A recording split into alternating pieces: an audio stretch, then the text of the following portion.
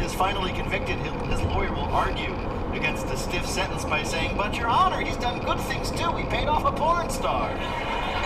Thanks to Stormy Daniels' lawyer, who's on cable TV more than catheter commercials, we now know that Cohen collected more than $2 million from companies like AT&T, drug maker Novartis, and a Russian oligarch, presumably in exchange for access to the Trump administration. This opens Trump up to charges of bribery and influence peddling. Michael Cohen is quickly replacing Jared Kushner as Donald Trump's least favorite Jew. So what's going on? It's so hard to keep track of. What started off as a mere cover-up of an affair with a porn star is now an international bribery case.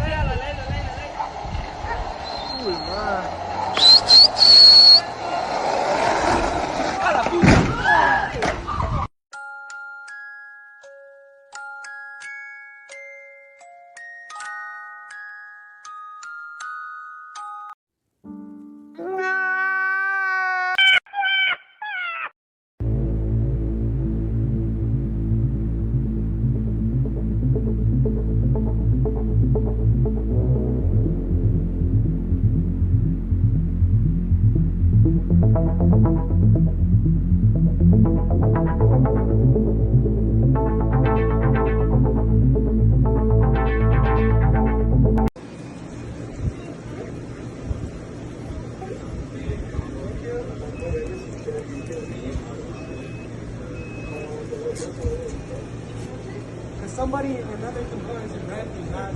Yeah, in Hutt, Ontario. No offense.